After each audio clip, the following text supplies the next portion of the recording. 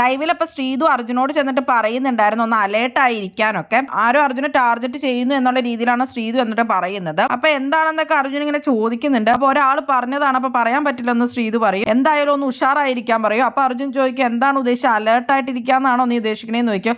ഒന്ന് അലേർട്ട് ആയിട്ടിരിക്കണം. അത് കഴിഞ്ഞിട്ട് ശ്രീതു പറയും അർജുനോട്. അപ്പൊ അർജുൻ ചോദിക്കുന്നുണ്ട് എന്താന്നൊക്കെ ചോദിക്കുന്നുണ്ട്. അതെനിക്ക് പറയാൻ പറ്റില്ല എന്ന് പറയും. അപ്പൊ ആ വഴിക്കിടെ അപ്പൊ ജിൻഡോ പോകുമ്പോ ശ്രീതു കണ്ണിങ്ങനെ കാണിക്കുന്നുണ്ട്. ജിൻഡോയും രതീഷിന്റെ എന്തെങ്കിലും പ്ലാൻ ആണോ അർജുനെ ടാർഗറ്റ് ചെയ്യുന്നതെന്ന് അറിയത്തില്ല. ജിൻഡോ പോകുമ്പോ കണ്ണും കൊണ്ടാണ് ശ്രീതു കാണിക്കുന്നത്. രണ്ടുമൂന്ന് പേര് പറഞ്ഞു വിട്ടുണ്ടാവും എന്നൊക്കെയുള്ള രീതിയിലാണ് ശ്രീതു അവിടെ അർജുനോട് സംസാരിക്കുന്നത്. പിന്നെ ഇപ്പൊ അർജുനൊക്കെ മറ്റേ ബലൂൺ ടാസ്കിൽ ജയിച്ചിട്ടുണ്ടായിരുന്നില്ലേ, അപ്പൊ അതിന് അർജുന് സമ്മാനമായിട്ട് പിസ കിട്ടിയിട്ടുണ്ട്.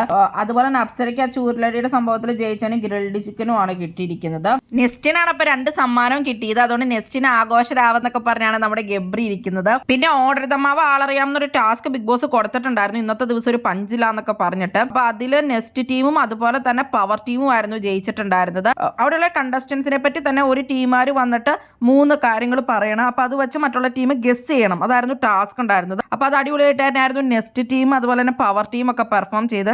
നെസ്റ്റ് ടീമിന് ശരിക്കും പറഞ്ഞാൽ നല്ലൊരു ഒത്തൊരുമയായിരുന്നു കേട്ടോ. അവർ ഗ്രൂപ്പായിട്ട് കളിക്കുമ്പോൾ നല്ല രസം നമുക്ക് തോന്നും കണ്ടിരിക്കാനൊക്കെ. ഭയങ്കര ആക്റ്റീവാണ് അവര്. അതുപോലെ നന്നായിട്ട് ചേർന്നിരുന്ന് ഡിസ്കസ് ഒക്കെ ചെയ്യണം നമുക്ക് കാണാൻ കഴിയുന്നുണ്ട്. പിന്നെ സ്കീ ഐസ്ക്രീമിന്റെ സ്പോൺസർ ടാസ്ക് ഉണ്ടായിരുന്നു. ഗബ്രിയും അർജുനും ഋഷിയും അതുപോലെ തന്നെ ഈരേഖയും അൻസിബിയും ഒക്കെ അടങ്ങുന്ന ടീമായിരുന്നു അപ്പൊ അതിൽ ജയിച്ചത്. നന്ദനനെ ഗബ്രി പെണ്ണ് കാണാൻ വന്നതായിട്ടായിരുന്നു തീം. അപ്പൊ അർജുനൊക്കെ അച്ഛനായിട്ടും അതുപോലെ തന്നെ അൻസിബ മുത്തശ്ശിയായിട്ട് ശ്രീരേഖ അമ്മയായിട്ടൊക്കെ ആയിരുന്നു. നല്ല രസം ഉണ്ടായിരുന്നു അത്.